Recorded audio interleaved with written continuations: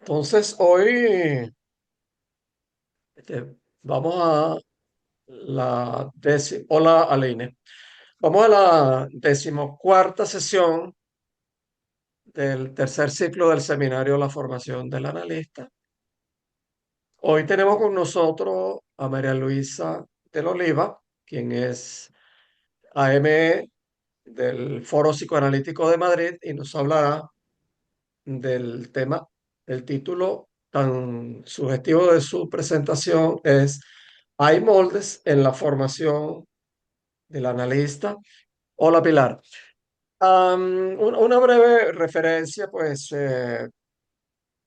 yo siempre, hola Pepa, siempre trato de invitar pues personas, colegas, pues que yo sienta que son afines pues el, eh, al seminario, pues al perfil que se ha desarrollado en el seminario.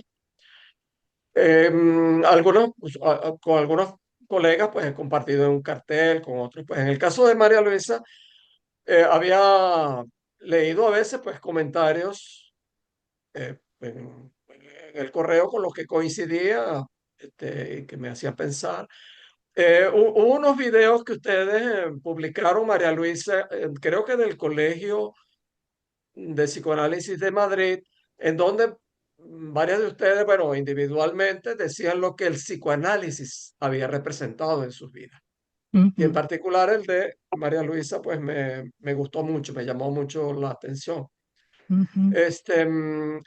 Bueno, esas son algunas de las razones por las cuales la invité. Ahorita, recientemente, ya después que estaba conformado el programa de este año, y que estaba pensando en el ciclo que viene, que va a ser sobre el saber hacer del analista. Entre el material que busqué, encontré un artículo de María Luisa que en su momento le circularé, que precisamente tiene que ver con el saber hacer del analista, que me vino pues muy al dedillo pues para pensar el próximo ciclo. El texto que María Luisa nos trae hoy, pues en algunas varias partes yo sentía como que lo hubiera escrito yo, pero mejor que si lo hubiera escrito yo. Entonces, este, bueno, sin más preámbulos, estamos contigo, María Luisa. Tienes la palabra. Bueno, muchas gracias, Pedro Pablo, por la invitación a este seminario tan interesante que yo, por desgracia, no puedo casi nunca conectarme porque me es muy difícil cambiar a unos pacientes que atiendo, pero he visto las grabaciones de los vídeos. Eh, y bueno, gracias a todos los que habéis participado, sea presentando vuestros trabajos como con las intervenciones que me parecen muy ricas. Me parece que se crea un ambiente muy agradable de conversación, de discusión. Así que nada, bueno, ya veréis que es un trabajo donde me hago muchas preguntas que espero que podamos conversar, eh, eh, que podamos dialectizar algo en relación a estas preguntas. Bueno, me pregunto, por ejemplo, qué caracteriza la formación del analista que la hace diferente de otras terapias y que sea motivo de reflexión. Bueno, pues son varias cosas, entre otras que se fundamenta en una ética basada en la articulación entre praxis y teoría y en cómo ambas a la vez están ligadas a la propia experiencia de un análisis y su final. La formación del analista será un producto del análisis, un efecto más allá de lo terapéutico, de manera que podemos afirmar que la formación del analista es après coup, aunque el final se puede anticipar como horizonte desde el inicio de la cura. Todo esto es de un alcance enorme. Veamos, Lacan liga el inconsciente a la presencia del analista. Esto lo aborda sobre todo en el seminario 11, donde nos dice lo siguiente, lo voy a citar. El discurso que hay que realizar en un análisis es el discurso del inconsciente como discurso del otro, con mayúscula, y no está detrás del cierre, sino afuera. Es quien pide por boca del analista que vuelvan a abrir los postigos. Esto depende de la posición del analista. todos hemos escuchado presentaciones de casos donde no hay producciones del inconsciente y cómo frecuentemente todo esto se le imputa al paciente. Es decir, depende del paciente que no haya formaciones. Cuando Lacan lo que nos dice es que es el analista quien tiene que abrir los postigos. De ahí que las resistencias Lacan se las atribuya al analista. Respecto al saber, ¿qué podemos decir de qué saber se trata en la formación del analista? Bueno, obviamente, como yo me parece que hago no sé si es la intervención decimotercera o decimocuarta, no lo sé bien, pues me voy a repetir porque habéis ido trabajando muchas de las cosas que yo voy a mencionar en mi trabajo. Bueno, entonces, ¿de qué saber se trata en la formación del analista? Bueno, pues sin duda está el saber referencial, pero la particularidad es que el alcance de este saber referencial depende de que pase por el saber textual del inconsciente. Saber que se extrae de la propia experiencia analítica, porque si esto no es así, si no pasa por la propia experiencia analítica, estaríamos hablando de un saber de biblioteca. De manera que todo análisis es didáctico en tanto que enseña algo al sujeto. Le enseña respecto a sus síntomas, el engarce con el fantasma, sus modalidades de goce articuladas al síntoma y al fantasma. Le enseña sobre la repetición, sobre su manera de enfrentarse a lo real y finalmente sobre ser un desecho para poder ocupar el lugar de causa para el analizante. Resto fecundo, entonces. Ahora bien, ¿es enseñable todo esto? El pase verifica que hay algo de eso que pasa y que enseña a veces. Luego en la discusión podemos volver a algunas cosas que a mí me plantea, ¿no? Un texto que voy a mencionar después, que es un texto de una intervención de Lacan en el 78 sobre unas jornadas que hubo sobre el pase en Deauville. Bueno, otra característica de la formación del analista es que hay una articulación entre lo singular y lo plural, entendiendo por singular, ¿no?, aquella singularidad relativa a la producción de la diferencia absoluta en tanto que goce sintomático con TH, que es una especie de apaño que el sujeto encontró para responder al agujero de la no relación sexual. El sujeto habría que decir aquí que el inconsciente encontró para responder a ese agujero de la no relación sexual. Habiendo desmentido el goce que se le atribuía al otro, habiendo atravesado el fantasma y habiendo caído el sujeto supuesto saber. Así que el sujeto toma su goce singular a su cargo. Que surja o no el deseo del analista, eso es algo de la contingencia. Pero lo escandaloso de este saber, nos va a decir Lacan, es que es un saber sin sujeto. Voy ahora al texto al que he hecho mención antes, de la intervención conclusiva en el tribunal de la FP en Deauville en el 78. Bueno, Lacan comenta que en cuanto al pasante, se trata de poder responder a la pregunta qué es lo que se le puede pasar por la cabeza a alguien, ¿no?, para autorizarse a ser analista. Y comenta, he querido tener testimonios. Naturalmente no he tenido ninguno de cómo eso se producía. Bien entendido, este pase es un completo fracaso, pero es necesario decir que para constituirse como analista hace falta ser drôlement mordido. Mordido por Freud, es decir, creer en esa cosa absolutamente loca que se llama inconsciente y que trato de traducir por sujeto supuesto saber. Bueno, a pesar de que dice que el pase es un fracaso en cuanto a responder a esa pregunta, no obstante, Lacan no cejó nunca en su empeño. Y esta es otra característica de la formación del analista, que hay algo que siempre falla, pues nuestro campo es el de la pérdida. La palabra drôlement, que ha sido traducida en la versión castellana de esto, ha sido traducida por extrañamente. Pero drôlement tiene varias significaciones. Vuelvo a la frase, drôlement mordido, por esa cosa, ¿no?, que es el inconsciente, tan rara, dice. Bueno, esta palabra tiene varias significaciones que incluyen lo chistoso, la extrañeza y a la vez algo intenso. A veces las formaciones del inconsciente nos hacen reír, pero también en otras ocasiones generan extrañeza por el encuentro con algo inesperado o por la dimensión real de lo inconsciente sin sentido.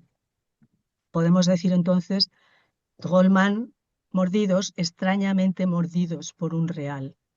En cuanto a la intensidad, me hace pensar en lo que dicen la nota a los italianos cuando plantea que saber ser un desecho es la consecuencia de haber podido circunscribir la causa de su horror de saber, separado del de todos, y que si eso no lleva al entusiasmo puede haber habido análisis, pero analista ni por asomo. Con esta cita la hemos escuchado a lo largo de este seminario, ¿no? Entonces, podemos decir que ser psicoanalista no es algo del orden de la maestría. Ni en la escuela ni en las formaciones clínicas hay maestros o pupilos, hay enseñantes. No se trata del discurso del amo ni del discurso universitario, aunque siempre puede haber deslizamientos hacia esos discursos. Respecto a la parte que toca el saber referencial, ¿no? Teníamos el saber textual, el saber referencial. Bueno, pues contamos con los textos fundamentales, Freud y Lacan, de todos aquellos que nos ayudan a leerlos, a seguirlos, ¿no? Pero lo importante, desde mi punto de vista, es que también en lo que se refiere al saber referencial, la posición del sujeto no se puede soslayar. Pues hay que partir de alguna pregunta para poder penetrar en los textos. O sea, partir de una falta, pero una falta que no abrume para que no se transforme en impotencia ante la falta de saber. Entonces estamos posición de analizante, ¿no? Ante el saber referencial. Respecto a aquel que tiene a su cargo alguna enseñanza, también depende, digamos, o es muy importante la posición del enseñante. En el seminario escuela de febrero del febrero pasado en Tarragona, donde intervino Colette Soler, yo le pregunté, ella hablaba de que aquel que tiene a su cargo una enseñanza, pues tendría que estar en una posición de analizante. Entonces, bueno, yo le pregunté que cómo, si eso que ella decía parecía fácil, cómo era tan difícil. Luego, eso, ¿no? Entonces ella comentaba que en realidad existe la creencia de que hay que ser sabio para enseñar y que eso es un problema. Entonces, respecto al saber referencial, repito, también es importante la posición de analizante, ¿no? Me surgen algunas preguntas relativas a la transmisión. ¿Qué es lo que se transmite? ¿Se transmite un saber? ¿Se transmite un deseo de saber? ¿Es la posición subjetiva analizante del enseñante lo que produce un efecto de transmisión? ¿Cómo saber si hay transmisión o no? Podemos responder a esto que lo sabremos por los efectos, pero ¿qué sería un efecto de enseñanza? Bueno, quizás esto sola, digamos a nivel del cada uno, esto solo se podrá responder a posteriori, siguiendo el lazo que hay, la trenza, entre psicoanálisis personal y saberes referenciales. En cuanto a la transmisión, planteo que lo que se enseña, lo que se transmite, no depende del saber acumulado referencial, sino de la manera en la cual ese saber haya sido aprendido, anudado, incorporado por aquel que transmite una enseñanza, lo cual está anudado a su propia experiencia en el análisis. Entonces, quizás podamos decir que uno se da forma como analista y que eso conlleva una invención hecha con la textura del inconsciente alrededor de un vacío y que se entrelaza con los textos. Si la formación depende entonces de la articulación de los saberes textual y referencial, eso va a implicar una metamorfosis a lo largo de la cura, un cambio respecto a la relación con el saber. Si seguimos lo que plantea Lacan en la proposición, esa metamorfosis tiene un recorrido que va desde un no querer saber lo que obtura, lo que tapona el fantasma, hasta un consentimiento a ser lo que se es. O sea, que hay una ganancia de deseo en cuanto al saber, deseo de saber. Esto implica un rechazo al ser que quiere ignorar la causa del fantasma. Un ser que en realidad es un falso ser, porque es un ser fantasmático. Y dicho rechazo a este falso ser se va a saldar con la caída del sujeto supuesto saber. Pero para ello tiene que haber un consentimiento al agujero del otro y sus efectos.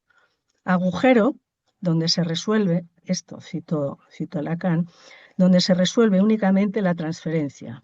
Entonces tenemos, bueno, pues, atravesamiento del fantasma, destitución subjetiva, caída del sujeto supuesto a saber, de ser del analista. Este consentimiento es, yo creo, a lo que se refiere Lacan en la nota adjunta cuando habla, hace falta un querer del sujeto, ¿no? Hace falta tomar en cuenta el agujero en el saber en cuanto a lo sexual y a la muerte. No se sabe cómo un sexo se relaciona con el otro. Esto es lo que hace los dramas en lo humano, en el humano, en tanto que no se quiere saber de eso. Por mucho que el trabajo analítico produzca significantes, amo, nunca se va a alcanzar el saber S2. O sea, que hay un imposible de saber. Bueno, hay una imposibilidad de alcanzar el otro del saber, el otro con mayúsculas. Entonces, en la formación del analista hace falta tomar en cuenta consentir a ese imposible. Para la formación del analista es necesario tomar en cuenta ese agujero para que los bouts de savoir, esos cabos de saber, ¿no?, podamos tejer una red con el plural de los analistas, que es el plural de los saberes a inventar. Que haya caída del sujeto supuesto saber al final de análisis no significa que la transferencia se liquide. La libido que permaneció durante tanto tiempo, tantos años ligada al sujeto supuesto saber, una vez que se verifica que no hay otro del otro, esa libido se podrá enganchar, lo cual no quiere decir que siempre sea así, a la transferencia de trabajo. Y esto implica lo plural en la formación del analista. Plural necesario para que el discurso del analista se mantenga. ¿Y cómo esto implica la escuela? Pues solamente con la práctica analítica el discurso analítico no se sostiene. En el punto 7 de la nota adjunta al acto de fundación, dice Lacan, la enseñanza del psicoanálisis no puede transmitirse de un sujeto al otro, sino por las vías de una transferencia de trabajo. Claro, he aquí la pregunta del millón, porque ¿cómo se constituye esa transferencia? ¿Hace falta haber terminado un análisis para que se dé esa transferencia? Yo diría que no, pero para ello hace falta que aquellos que tenemos a nuestro cargo la responsabilidad de una enseñanza estemos en la posición de analizantes y animar a que los alumnos trabajen entre ellos, mostrarles lo interesante del trabajo en cárcel, animarlos a su exposición y que desde la escuela se promuevan espacios de trabajo, intercambios entre colegas de diferentes partes del mundo o que haya iniciativas como por ejemplo la de este seminario, ¿no? Entonces hay una articulación entre lo singular, de lo que hablé antes, y lo plural, que es consecuencia de que la formación del analista no es sin los avatares del otro con mayúscula y el otro con minúscula. Lugar del otro, agujero en el otro, pero también el otro pequeño como semejante. Constanza Lobos, nos hablaste de eso hace bien poquito. Esta articulación no está exenta de paradojas ni problemas. Lo dejo ahí, que no me parece importante entrar ahora en eso. De lo dicho hasta ahora puedo responder a la pregunta que me ha orientado este trabajo. ¿Hay moldes en la formación del analista? Mi respuesta es que sí. Hay molde siempre que haya un efecto de vaciamiento de goce, de desaificación, como dice en la reseña del acto analítico. No es con la identificación que se hace el analista, sino con el A, el pequeño a, resto de la operación analítica. Lo que sostenía al sujeto supuesto saber no era sino A. Entonces, ahí donde hubo y había identificación, devendrá la desaificación. Es decir, no hay todo, no hay todo. En ese sentido, los moldes en la formación del analista serían el S de A tachado y A pequeño. En esta misma reseña, Lacan nos dice que el psicoanalista se hace de objeto A, se hace producir objeto A con objeto A. Ese de atachado. Ese de atachado que ya lo planteó en el grafo por primera vez, el deseo, pero aquí nos dice que la novedad que revela el psicoanálisis es que es un saber no sabido para sí mismo. Quiere decir que no hay otro del otro. En la última clase Colette Soler del seminario que está dando en París, a propósito de este se ha atachado, decía que es solidario del otro, pero sin ser un elemento del otro. Es una especie de paradoja. Este S de atachado, que es eh, fundamental. En el seminario 23, el sintón, Lacan lo va a llamar el verdadero agujero. En RSI lo nombrará como agujero inviolable.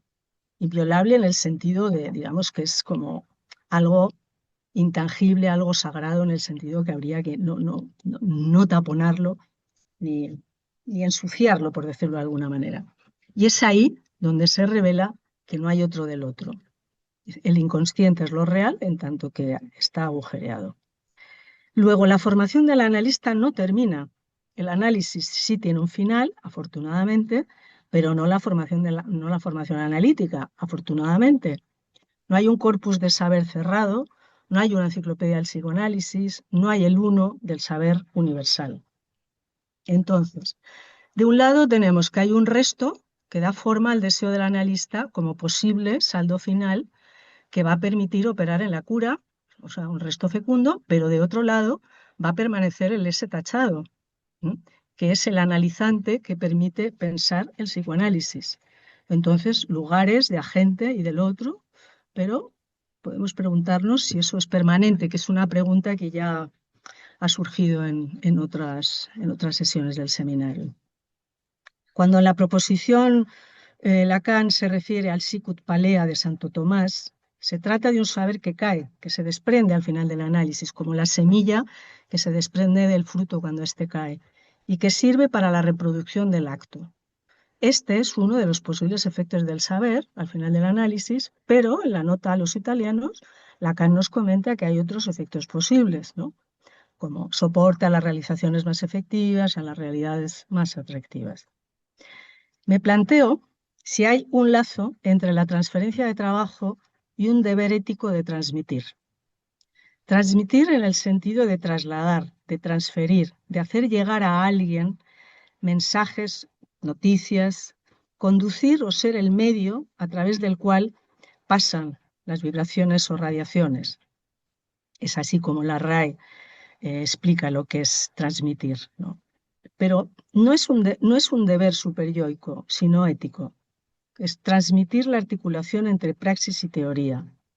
Transmitir lo que ahora se llama la vibra, algo que tiene que ver con la radiación en el sentido de irradiación, de propagación, de difusión de aquello que tuvo un efecto de encuentro, por ejemplo en un cártel o en un pase, y que a cada uno le esclarece una zona que era oscura, ¿no? O que oscurece algo que estaba aparentemente claro. Si volvemos al acto de fundación, en el 64, en ese objetivo que Lacan se planteaba de restaurar el filo cortante de la verdad del campo que Freud abrió, Lacan apunta a una articulación entre la praxis y un deber que le toca al psicoanálisis en nuestro mundo. ¿Cómo?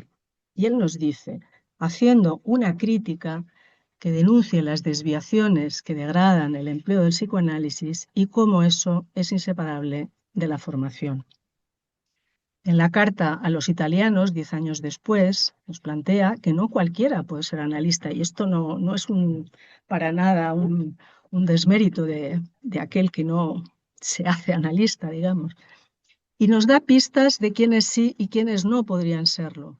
Él dice no cualquiera. No cualquiera prueba que el análisis, aunque es necesario, no es suficiente para hacer un analista, para formar un analista, podemos decir. Y entonces va a plantear una serie de condiciones para formarlo. Una, tener en cuenta lo real, ¿no? Que Lacan equipara aquello que resulta de la experiencia del saber en análisis. Otra condición es que no haya analista a no ser que le surja el deseo de saber, y cómo ese deseo implica tener en cuenta al real. Por eso es que se refiere a él como desecho de la susodicha humanidad. Esto mismo lo plantea después en El triunfo de la religión, cuando dice que los analistas se ocupan de las cosas que no andan bien en el mundo, siendo lo real lo que no anda bien.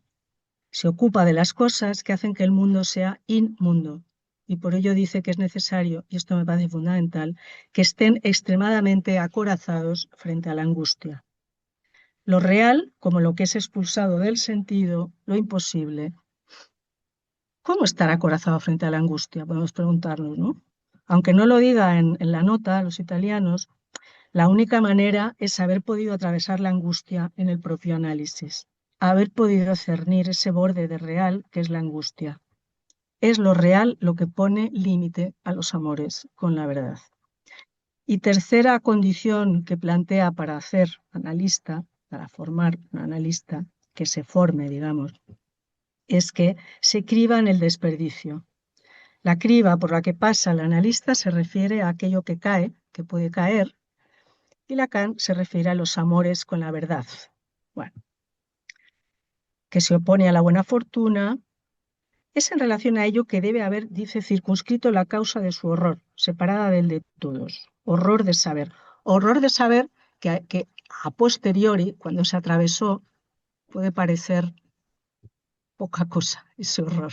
Pero cuando se estaba en eso, era gran cosa. Esto a lo que se refería en la proposición cuando dice que, esto es a lo que se refería en la proposición cuando dice que hay un real en juego en la formación misma del psicoanalista. No hay psicoanálisis sin confrontación con lo real.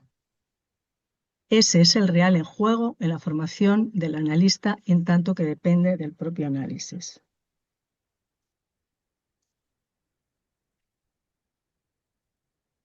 En la carta a los... Ah, no, esto me lo salto. Bueno, voy a volver a la transferencia de trabajo. No, esperaros, que hay una cosa que sí quería comentaros. Sí, que me parece que estuvo hablando de ella, creo que fue Gladys, ¿no? Que hacía una distinción, en la Carta de los Italianos, Lacan hace una distinción entre la docta ignorancia y la pasión de la ignorancia como patos, ¿no? Que sería un no querer saber. Porque en la docta ignorancia hay un querer saber que empuja y que deja un resto, ¿no? La docta ignorancia sabe que hay un imposible en alcanzar el todo saber. Es en el no todo donde dice Lacan que sale el analista. Bueno, entonces volviendo sobre la transferencia de trabajo, en el librito que ya es antiguo de Colette Soler, que es La política del acto, ella nos comenta que hay 3 etapas en las que se sitúa el analizante. Una, en su análisis. 2, analizante pasante de su experiencia analítica si hace el pase. Y 3, luego, si persevera, analizante de lo que piensa del psicoanálisis. O sea que hay un pasaje de analizante a analizante a analizante. Nos dice que hay que tomar en serio la tesis de Lacan de que hay una relación de identidad entre la enseñanza del psicoanálisis y el psicoanálisis didáctico.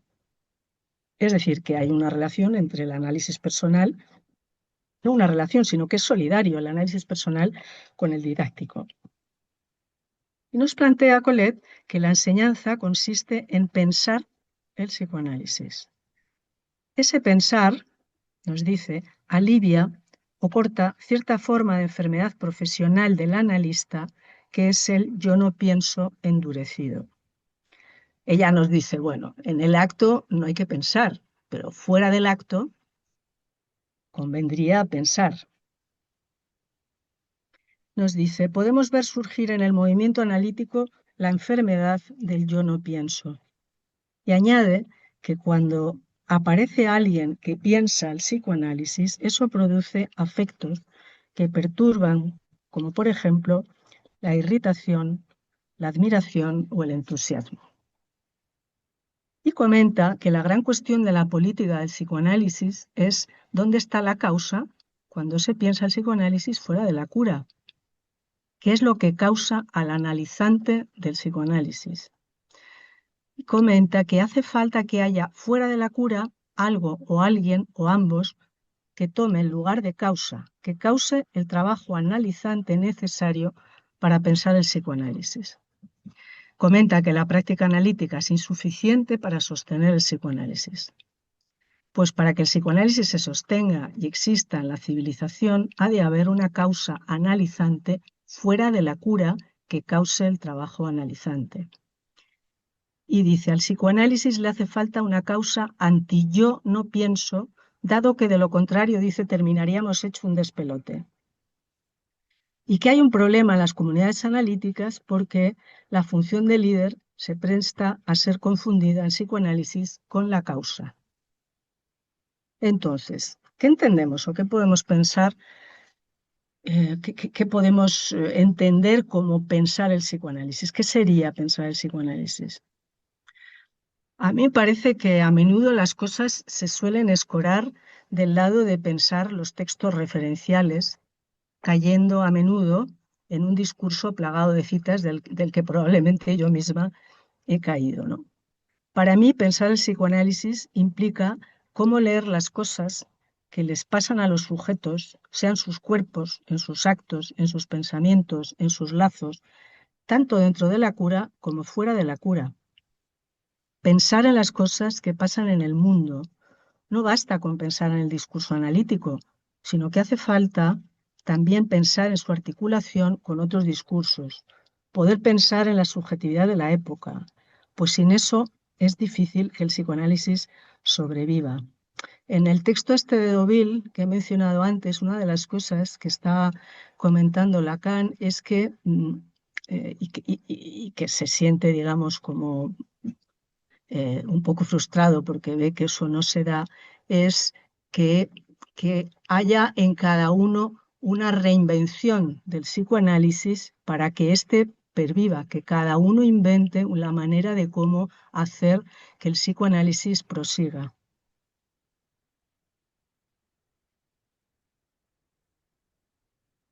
Voy a volver a citar a Colette, porque ella intervino en febrero en Tarragona, tanto en el seminario escuela de la Federación, perdón, del seminario escuela del F8, y después intervino en las jornadas al día siguiente.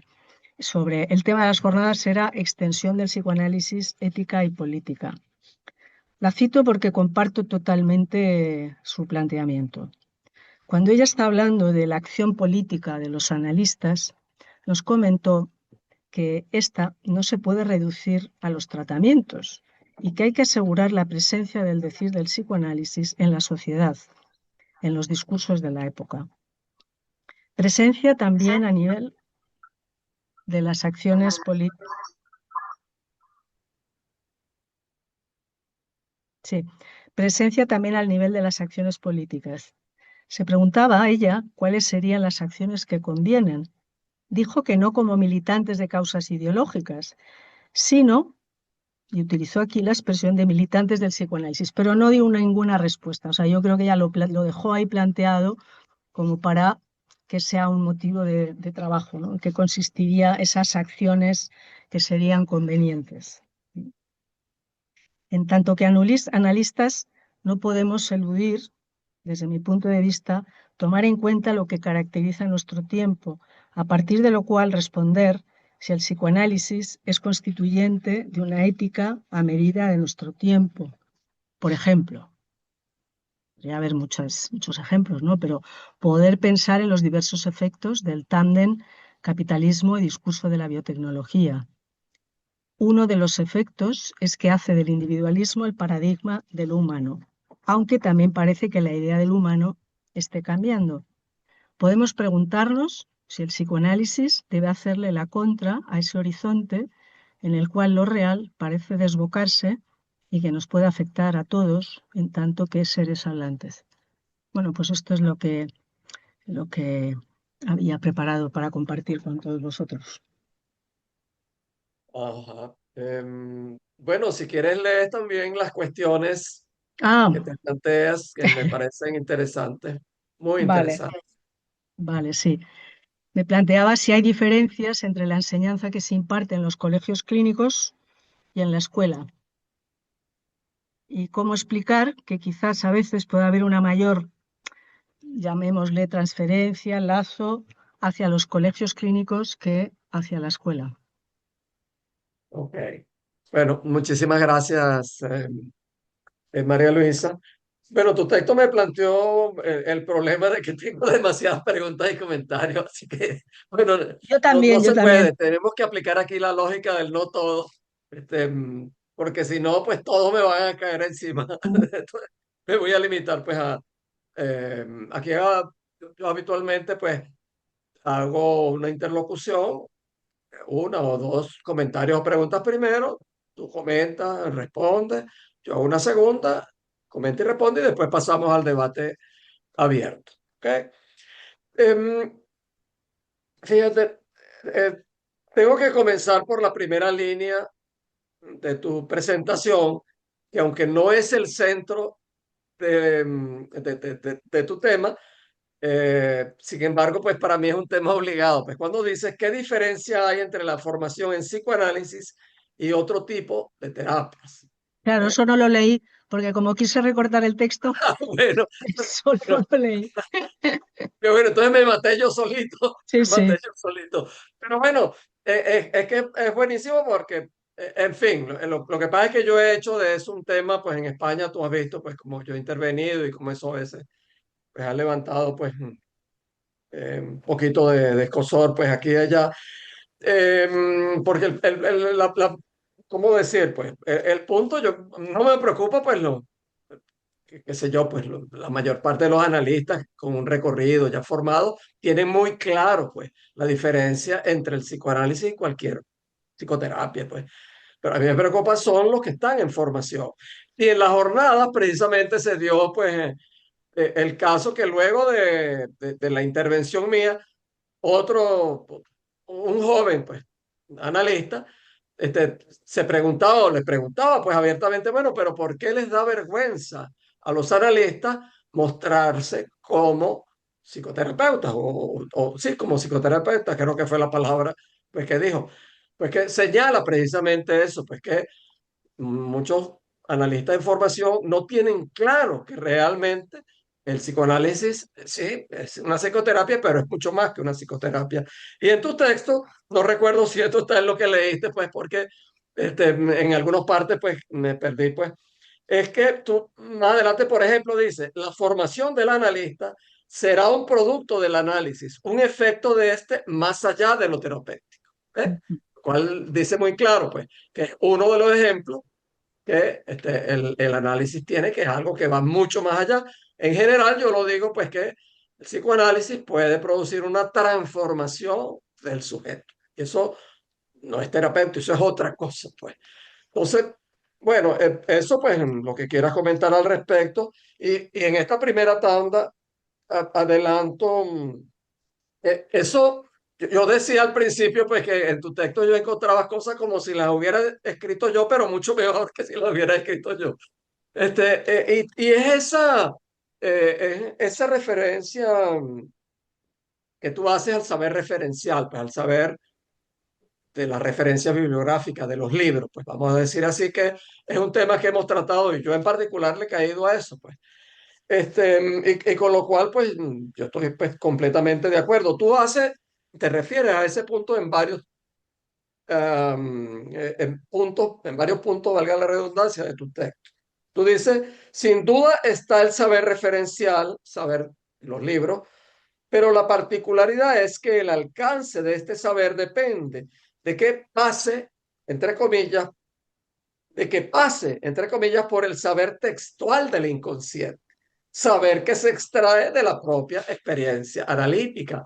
No se trata de leer libros y leer libros y leer libros y de mostrar lo que yo llamo una, una erudición inútil cuando no hay reflexión clínica.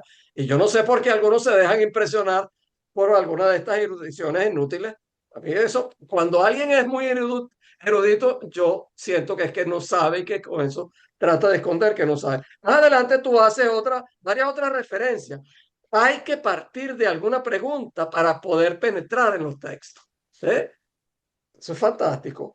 O cuando tú dices, es necesario que haya sido prendido, anudado, incorporado por aquel que transmite una enseñanza, lo cual está anudado a su propia experiencia en el análisis. ¿Eh? Bueno, y hay otra, pues. Ahí mi pregunta o mi pedido, pues, de reflexión para ti sería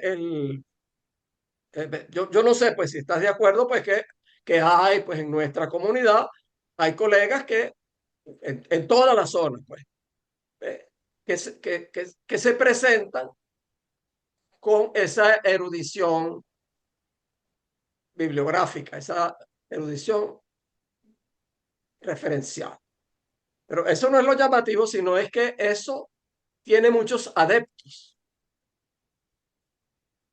Si pudieras comentar algo, si estás de acuerdo, no estás de acuerdo, si estás de acuerdo, bueno, ¿por qué se da ese fenómeno de que hay tantos analistas hasta experimentados que se dejan, no sé, pues que se dejan llevar por esa corriente que yo pienso que es una desviación del psicoanálisis? Bueno, si te parece, Mm, comenzamos por esos dos puntos, lo que tú quieras comentar al vale. respecto. Bueno, también querría, o sea, que intervengáis otros, que bueno, yo voy a decir lo que me parece, pero que No, no, sea... sí, es que la mecánica que tenemos, recuerda, Ah, es que hacemos la interlocución vale, primero, vale, ok, entre tú y yo, ¿ve? En un par de tandas, y después abrimos el debate. ¿Ok? vale. Fíjate, no sé si algunos de los que estáis aquí hoy presentes estuvisteis en un espacio escuela que tuvimos en el Foro Psicoanalítico de Madrid el sábado. ¿Mm? Intervino Trinidad Sánchez, y habló sobre el deseo del analista, un trabajo, bueno, muy bueno, muy interesante.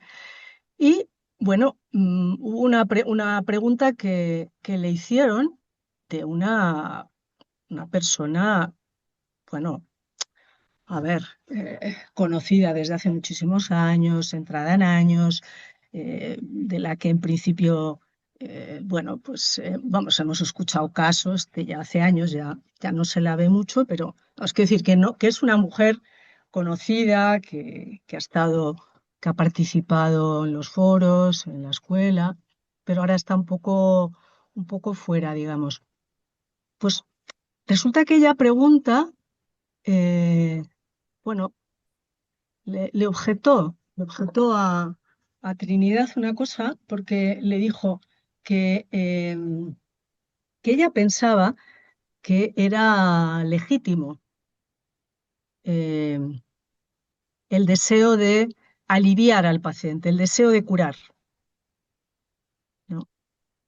Eh, lo decía en el sentido, sí, de aliviarle del sufrimiento. Y eso dio lugar a, bueno, a un intercambio entre nosotros bien interesante, porque este comentario venía de alguien eh, que es psicoanalista. Entonces, ¿qué pasa aquí, no? O sea, ¿cómo se ha colado esta historia? Porque eh, podríamos decir que es casi incompatible el deseo del analista con el deseo de aliviar al paciente, ¿no? Cuando yo traigo la cita esta del triunfo de la religión, me parece que es cuando dice que los analistas tienen que estar bien acorazados frente a la angustia, justamente es para no caer en lo que podría llamarse furor curandis,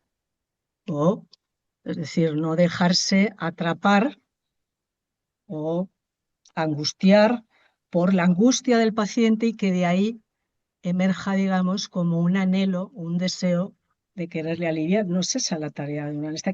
Digo esto porque incluso entre los analistas a veces, bueno, pues se nos, quizás se nos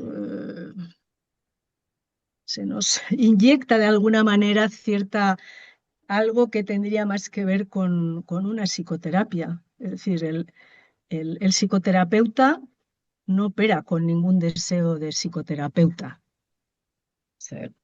La formación es otra, sí, claro, se les exige que hagan su propia psicoterapia, pero bueno, no sería, yo lo leo en algunas cosas que manda el Colegio de Psicólogos y tal, ¿no? Pues se opera, el psicoterapeuta opera a veces con lo que llamaríamos nosotros contratransferencia, ¿no? Es decir, llega un paciente muy angustiado en una situación, imaginémonos, bastante terrible, y entonces el terapeuta se compadece. Bueno, bueno, pues digo que hay que pensar el psicoanálisis porque nosotros mismos a veces podemos caer en estos deslizamientos, ¿no? Y pasan por ahí. Respecto a la erudición, yo fíjate, no estoy tan de acuerdo con que eso genere adeptos. Puede generar hipnosis, efectos hipnóticos, bueno, quizás los adeptos estarían más del lado de la hipnosis, pero bueno, a veces yo creo que todos hemos caído o seguimos cayendo en servirnos, en apoyarnos, en sostenernos de citas, ¿no? Eh, a veces, a veces es demasiado, podemos decir, que eso está en el lugar de quizás podemos pensar, está en un lugar de no saber acerca de la propia experiencia analítica. Entonces hay algo como en lo que apoyarse, ¿no? Pero bueno, yo cuando empecé a estudiar psicoanálisis, yo me quedaba fascinada con el saber erudito de algunos o algunas. Ahora me río un poquito más. Bueno. No, no es que me ría de eso, pero es un alivio porque eso produce un efecto de obturación absoluta sobre justamente eso que hace falta que esté sin obturar, es decir, hace falta que haya un hueco para que cada uno se pueda hacer sus propias preguntas. Y a veces lleva años esto, ¿eh?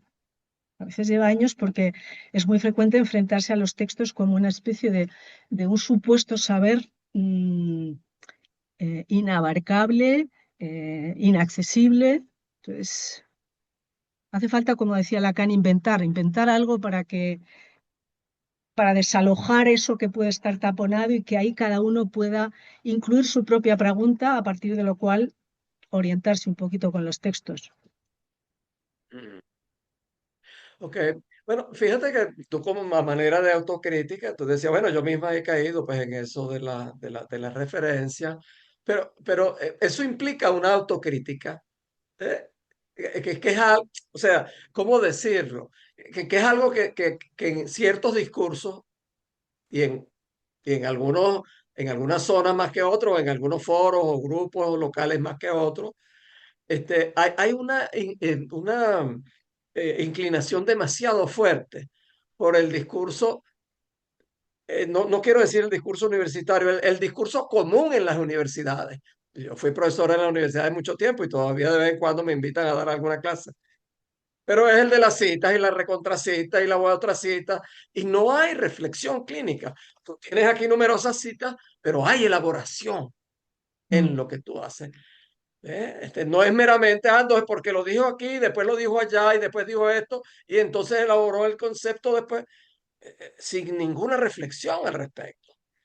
Bueno, ok, mira, otro planteamiento, voy a coger, pues, en algún punto tú hablas del falso ser, perdón, sí, eh, bueno, lo digo de memoria, ¿no? Que hay que aceptar. Tú me corriges, pues, porque pero no lo encuentro así rapidito. am, que, que, que hay que aceptar su ser.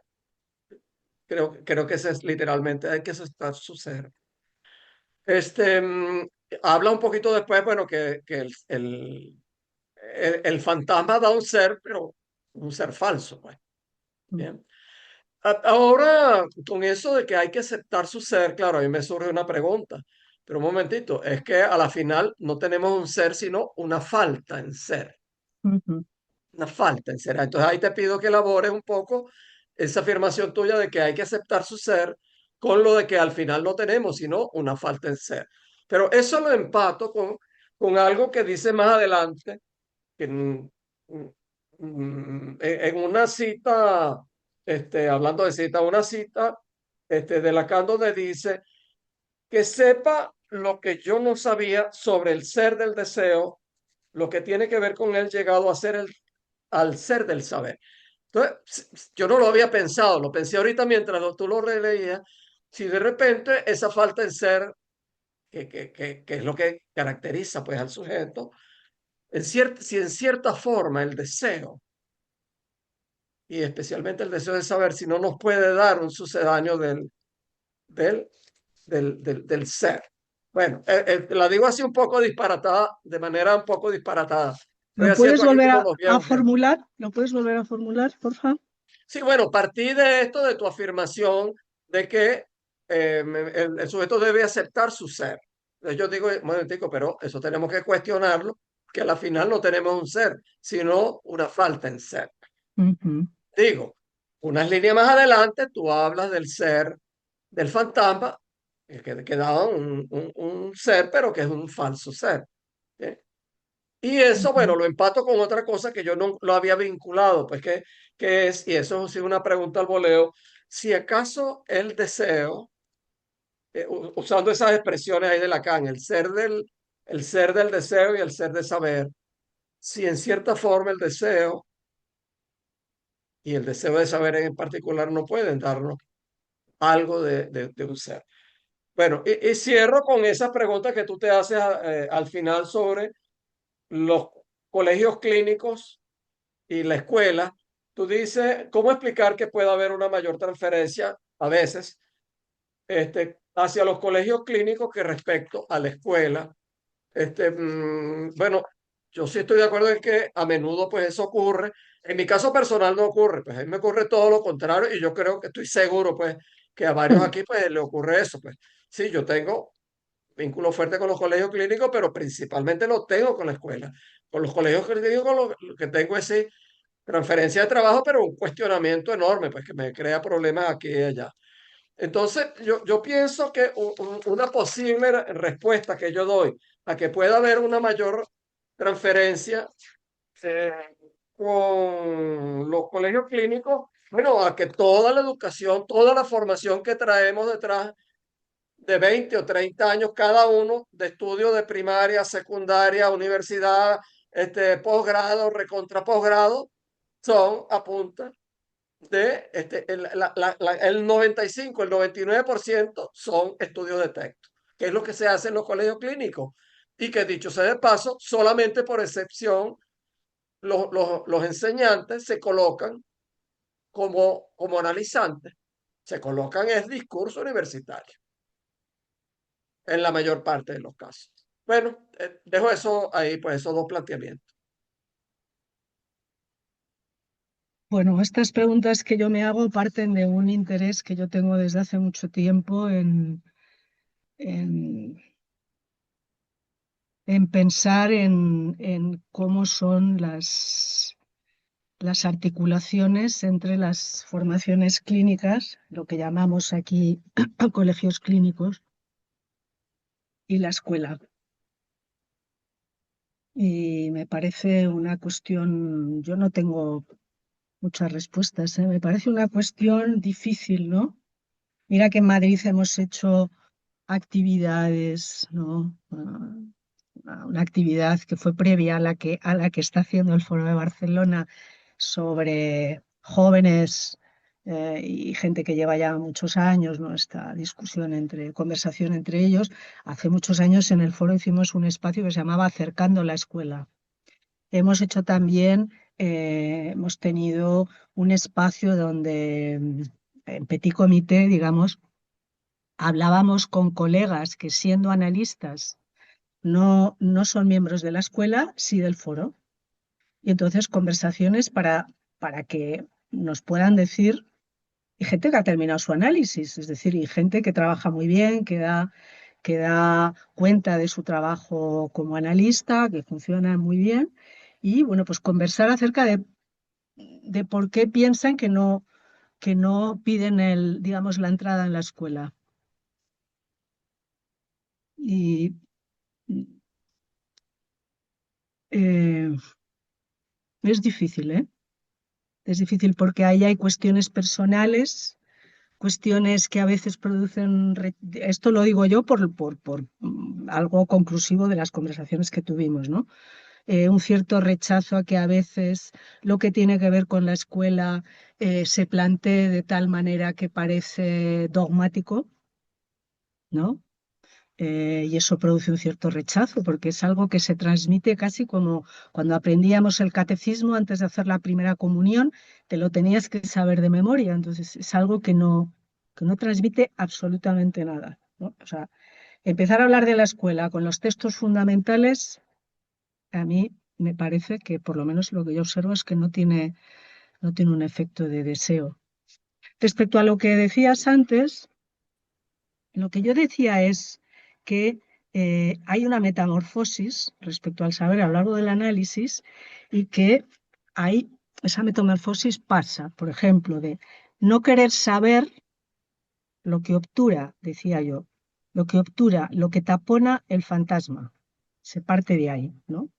Es decir, durante años se está en en el fantasma, o sea, en el síntoma y, digamos, en su articulación con el fantasma, pero sin realmente querer saber lo que el fantasma obtura.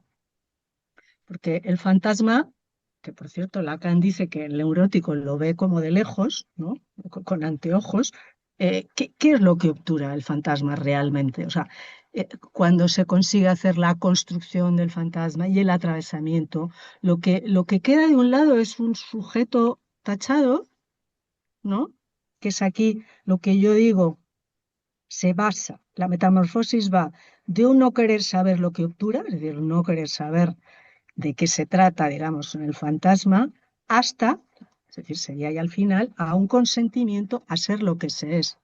Es decir, ser lo que se es, de un lado está sujeto tachado, una división imposible de obturar, imposible, en su totalidad, ni en nada, es una ficción, y del otro lado queda el objeto, el ser objetal. Y entonces eso es, digamos, el poder consentir a eso, ¿no? Es una ganancia de deseo en cuanto al saber. Por eso puede facilitar que haya un atravesamiento del horror a saber, porque hay análisis que se quedan en ese punto. Ahí se acerca uno un poquito de puntillas al fantasma, eso tiene efectos terapéuticos en los síntomas y uno puede decidir no querer saber más. Ya le basta, le va bien. Pero si se da un paso más, si se insiste un poquito más, pues digamos ya hay un cierto consentimiento a, por lo menos a- hay un rechazo a la posición de ignorancia, como patos. Y hay más una posición de docta ignorancia, ¿no? De cierto, un cierto, un cierto, ¿cómo decirlo? Vector hacia el saber. No sé. Mm, ok. Bueno, gracias, pero más adelante volveremos un poco Sí, sí. sobre estas cosas. Vamos entonces a dar apertura al debate abierto con la sala. Están entonces Sebastián, Sánchez Segura, Madeline y Margarita. Adelante, Sebastián. Muchas gracias. Creo que levanté la mano antes de tiempo, pero estaba muy emocionado, perdón, porque me gustó mucho tu Bueno, texto. fíjate las cosas que estás causando, María Luisa. Sí, me pareció Bueno, muy miedo bueno. me da Sebastián, que hace unas preguntas difíciles. Date Es que tengo, que me agarre aquí. no, fíjate que antes tengo unos Dime. comentarios, varios. Voy a tratar de hacerlos rápido. Uno es, hubo una parte donde decías algo de, en caso de haber molde, tendría que ser, y algo dijiste algo como de cuando el goce es extraído o, Vaciamiento bueno, de goce, dije, sí. ajá. Ujú.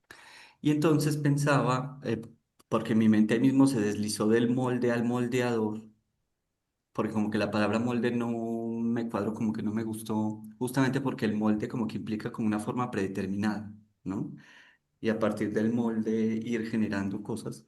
Entonces pensé en el moldeador en el sentido de que el objeto A produce un efecto moldeador de cada quien, más no cuenta con forma él predeterminada. Entonces como que moldea y hace algo sin partir de una forma predeterminada. Ujú. Entonces, sí, lo pensé así como el objeto va como en una forma activa, moldeante, que habría que reconocer. Habría que reconocer ese factor moldeante que no es un molde predeterminado, ¿no? Ujú. Luego, respecto a esto de la diferencia de los colegios clínicos y las instituciones, que ahora que tengo la oportunidad como de ir viendo un poco el funcionamiento de los colegios clínicos, efectivamente es como complejo el poderse salir del discurso universitario en tanto tal, pero pensaba justamente que los colegios clínicos no cuentan con este efecto de garantía con un título y lo que se espera con esa titulación, ¿no? Como estoy a la espera de un momento en que el título autorice algo en mí. Y Dices, perdona, entonces, Sebastián, ¿dices que sí, sí que lo hay o que no lo hay? que se le puede localizar tal vez por esa vía, ¿no? O sea, que en la formación universitaria uno está a la espera del título que autorice, mientras que los colegios clínicos dejan eso como en suspenso. Entonces es como la circulación teórica sin, sin que haya un momento donde la teoría pueda atrapar una garantía. Entonces como que al dejar eso en suspenso, el navegar por la teoría, la pregunta por qué es un psicoanalista, cuándo voy a ser psicoanalista y todo eso sigue como en suspenso, de manera que cada quien puede hacer con ese suspenso algo, ¿no? Con la no respuesta del otro, pues finalmente. Em, y también pensaba a propósito de esto de el hablar mucha teoría y poca clínica, y pensaba en la vergüenza que eso implica. O sea, una cosa es decir, por ejemplo, Freud dice que hay una etapa anal y que la etapa anal es determinante, ¿no? Y otra cosa es decir, yo hago caca y el hecho de que yo haga caca está afectado de que el otro puede decir tal o cual cosa, ¿no? Que es como involucrarse en esa característica humana que puede ser vergonzosa.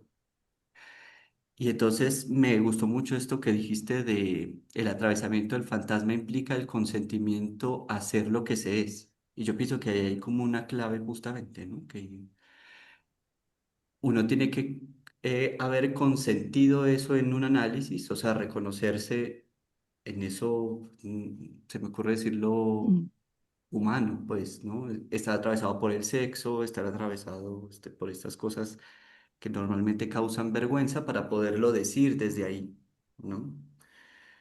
Entonces yo pienso que ahí hay algo como que habría que rebasar, porque como que la teoría cubre eso, le evita a uno pasar por la vergüenza, porque como es el otro el que lo dice, es Lacan el que lo dice, es Freud el que lo dice, ¿no?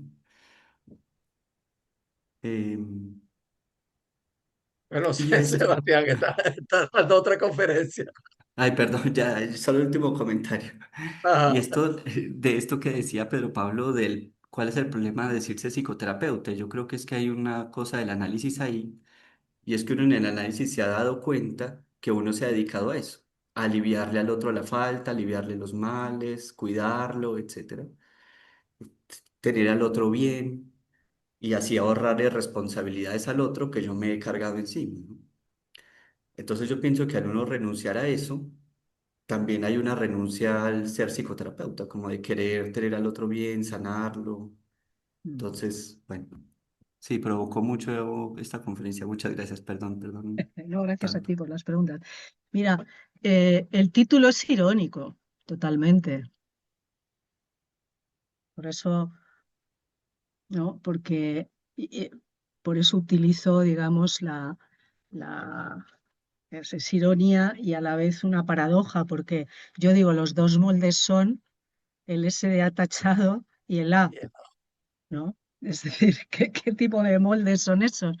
¿No? No hay ninguna garantía, ningún otro del saber, nada por el estilo, pero es ahí donde ¿cómo decir? Es en relación a eso como se, entre comillas, moldea un analista, ¿no?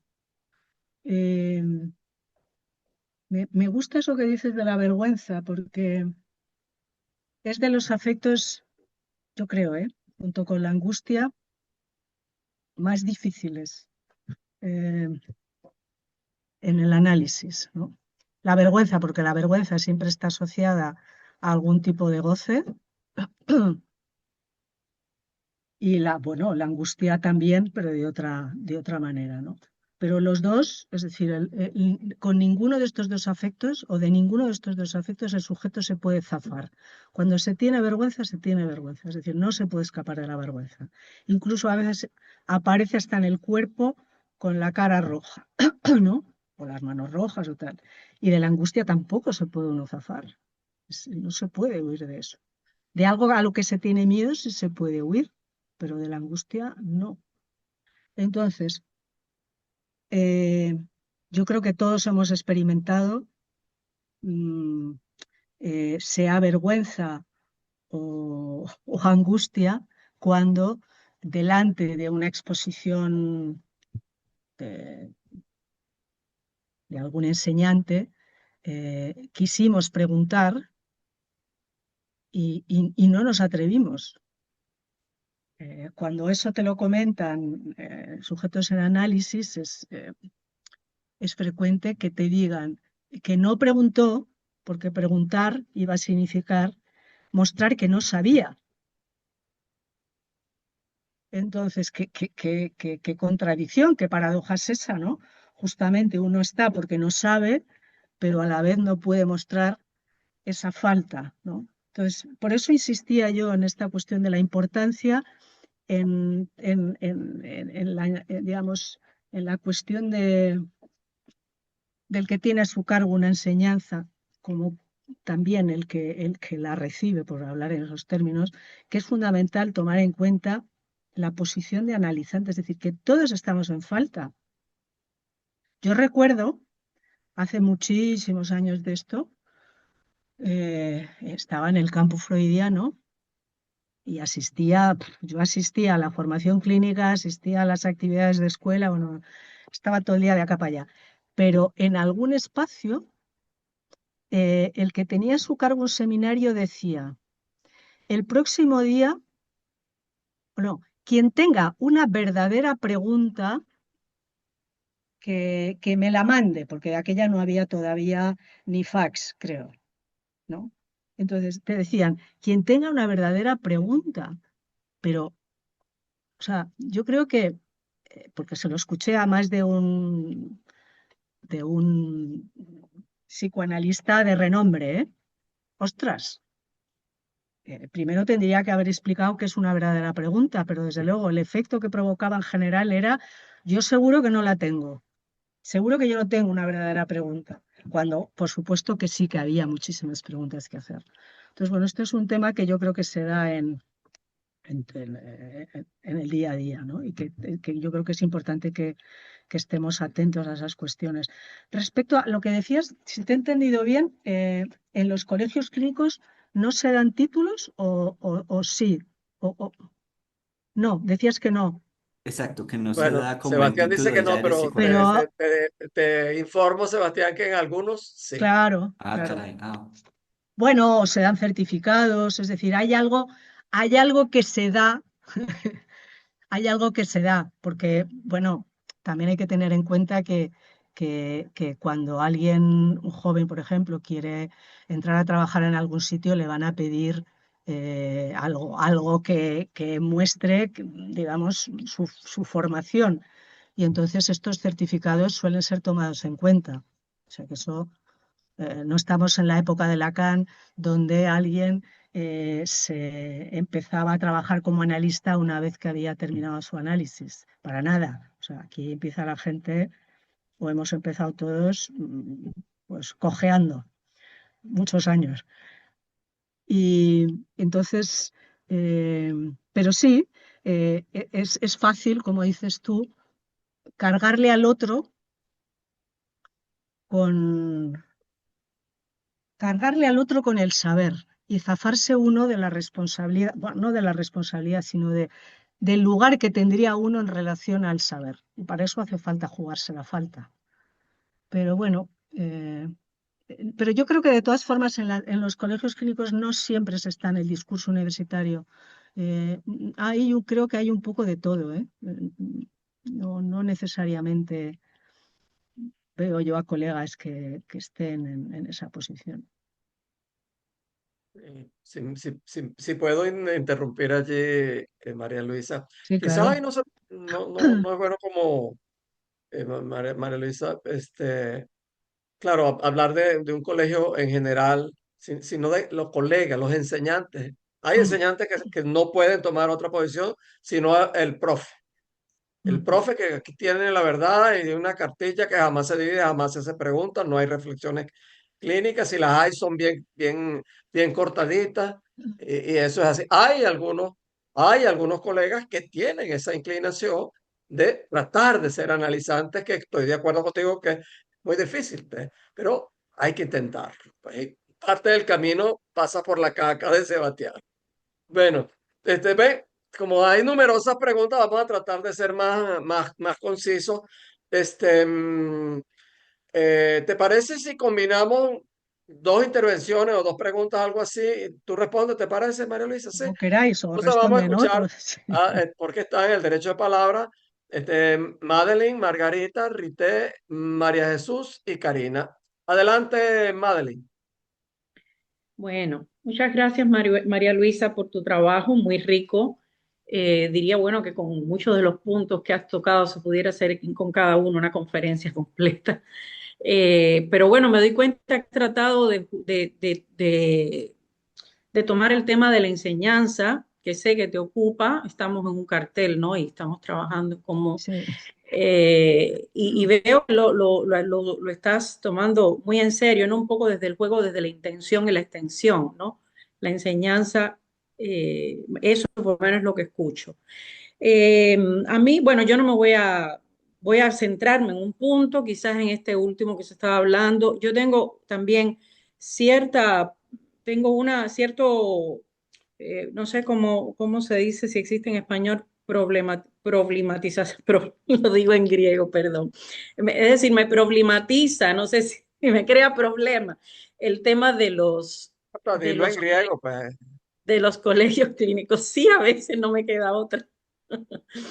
Eh, el tema de los colegios clínicos, sí, porque me pregunto, es decir, me pregunto siempre la cuestión de que si el psicoanálisis es intransmisible solamente por la experiencia, ¿cómo podemos pretender en los colegios clínicos que el psicoanálisis sea comprensible? ¿Y por qué lo digo? Porque, por supuesto, bueno, he pasado por diferentes espacios de enseñanza dentro de nuestra escuela, dentro de los foros y fuera también. Y la conclusión que he llegado es que también cada enseñante se coloca, hay que tomarlo en el uno por uno. Hay enseñantes que sí pueden sostener esta posición de analizante y hay otros que no. Pero a mí lo que me preocupa es más la cuestión de cómo se piensa y cómo se organiza la enseñanza. Porque yo diría, cuando uno, como tú decías, pensar el psicoanálisis, enseñar cómo enseñar desde la posición de analizante y tú proponías pensar el psicoanálisis y lo has desarrollado a través de las palabras de Colette Soler, con estos tres momentos de analizante. Pero me pregunto cómo uno puede pensar el psicoanálisis si no desde sus propias preguntas. Y yo digo, si en un colegio clínico hay un programa donde tenemos que hacer un curso de introducción, no sé, me parece un poco forzado a veces como algo por encargo, que alguien tiene que preparar una clase donde tiene que desarrollar un tema que no realmente no es algo que lo ocupa en sus propias preguntas. Y me dirían ustedes que bueno, que cada cual puede, presentando un tema, buscar algo que lo causa o lo motiva desde ese tema. A mí no me resulta muy convincente, la verdad. Yo prefiero los espacios como estos, como este, por ejemplo, como muchos otros en los que he participado también, donde lo que se enseña desde la pregunta de cada cual propone lo que quiere decir. También tengo experiencia en colegios clínicos de los foros donde no hay un programa previsto, es decir, hay un tema y cada cual aborda el tema puede ser desde un texto, incluso desde un seminario de Lacan, pero lo elige cada uno porque es ahí donde están sus preguntas, es ahí donde están eh, su, las cosas que quiere abordar. A mí me interesa sobre todo por esta cuestión de la relación de la institución, de los tres y las tres instancias, escuela, colegio y foro. Me interesa verlo más por ahí, a ver si es que, no sé, si es que es posible hacer un colegio que transmita más la cuestión de la intención. Bueno, eso es lo que más o menos quería decir. Y con respecto a la transferencia de trabajo, me interesó mucho lo que tú has traído, sí, en Madrid lo hemos trabajado. Y quería un poco preguntarte, yo pienso que es posible la transferencia de trabajo antes del final del análisis. He estado en carteles donde estamos personas con una relación al psicoanálisis muy diferente, es decir, en cuanto a su momento en el análisis, y he visto que sí es posible una transferencia de trabajo desde la falta de cada cual, aun cuando no se ha llegado al final del análisis. Pero de todas formas, quería preguntarte, porque tú hiciste mención a tus razones y si es posible y hay tiempo, y si pudieras referirlas otra vez de manera sintética. Eso es. Gracias. Ok, ¿Las razones de bueno, qué? Las razones por las cuales crees que sí es posible la transferencia de trabajo. ok. Margarita Santizo, hay varias manos levantadas, entonces de nuevo pido por favor lo más conciso posible. Margarita Santizo. El micro, Margarita. Ok, pensaba que iba a responder primero. No, Bien, como hay varias, entonces vamos a ponerlo de dos en dos y les perfecto. ruego lo más conciso posible. Muy bien, gracias María Luisa por tu trabajo. En fin, hay muchos aforismos de Lacan que a mí me generan pregunta, pero hay uno específico que a ver si hoy podríamos arrojar un poquito de luz. Me lo estoy encontrando últimamente y me hace pensar, y es, el psicoanalista se hace producir del objeto A, con el objeto A. A mí me evoca directamente el deseo del analista. Pero el deseo del analista también últimamente yo me lo pienso como un lugar vacío. A veces lo encarnamos en un sujeto que llegó a un momento de su análisis, que emergió ese deseo, pero ahora mismo a mí este deseo se me aparece no encarnado en un sujeto, sino como un lugar vacío. Entonces, el psicoanalista se hace producir de este A. También me hace pensar en una de las dos referencias que has enviado. Bueno, un poco por ahí. No sé si tú has pensado algo más que yo ahora sobre la marcha. Yo me quedo con preguntas y si tú respondes un poquito, voy a continuar este trabajo. Gracias. ¿Sí? Gracias, Margarita, por lo breve. Bueno, entonces comenta, respondes eso, María Luisa, y luego vamos con otro par de Bueno, intervenciones. bueno, gracias por las preguntas. Yo comento lo que se me ocurre ahora, lo que buenamente puedo, ¿no? Mm. Eh, em, pregunta Madeline, ¿cómo se organiza la enseñanza en un colegio clínico? Pues ahí hay algo que inventar, pero en cada lugar lo hacen a su manera, pero obviamente habrá que tratar de transmitir algo de lo que entendemos como saber o los saberes referenciales. Es decir, si hay personas que se matriculan, ¿no? Por ejemplo, en el Colegio de Psicoanálisis de Madrid, pues será porque quieren acercarse a ver qué es esto del psicoanálisis y entonces pues habrá que crear espacios en los que se hable, pues yo qué sé, pues del inconsciente, de las formaciones del inconsciente, del síntoma, del fantasma. Bueno, esto hay que abordarlo. Eh, Ahora, a mí eso no me parece incompatible con, bueno, y quizás sí se pueda pensar que a veces pues, los programas que hay en los diferentes colegios clínicos pues se podrían acercar a una formación reglada, quizás más del lado del universitario, pero a mí no me parece que eso sea incompatible con encontrar las propias preguntas, ¿no? O sea, si un enseñante tiene a su cargo, no porque se lo hayan encargado, sino porque ha decidido, ha mostrado su deseo de querer estar en algún espacio de enseñanza, pues obviamente no se me ocurre que puedas abordar ningún tema si no es desde lo que a cada uno le causa. Obviamente, con cómo entiende cada uno los diferentes textos, desde qué preguntas, en fin, no me parece incompatible esto, Madeline. Yo no di razones por las cuales, me parece que no especifiqué razones por las cuales si hay un trabajo o sea, si hay transferencia de trabajo antes del final, porque es una constatación que la hay, que la hay. Lo que sí que dije fue que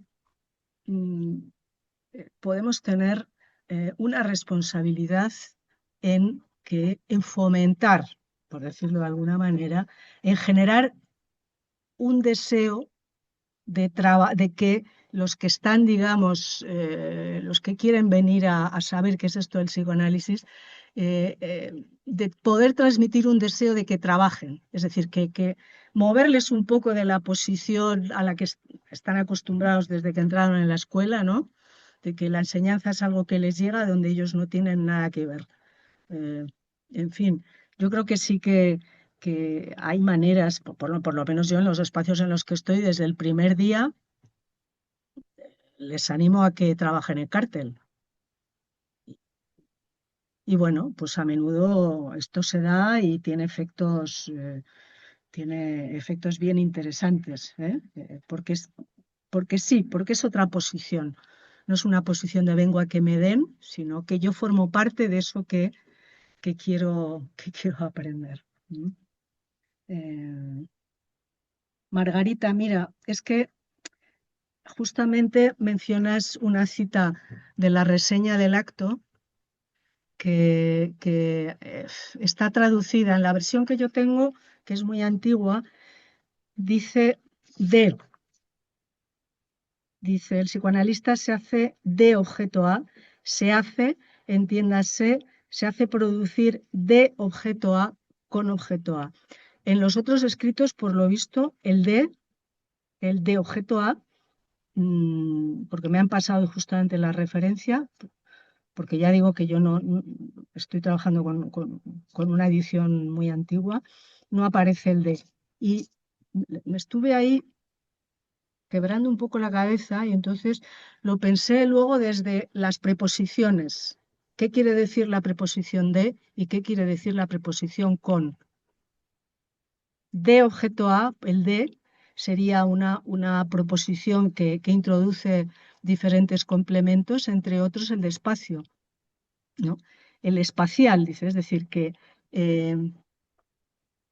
es de o desde, podríamos decir, la posición del analista como semblante de objeto, es decir, que de ahí puede partir en un final de análisis con producción del deseo del analista, y con es una preposición que se refiere tanto a un instrumento, por ejemplo, abrió con llave, ¿no?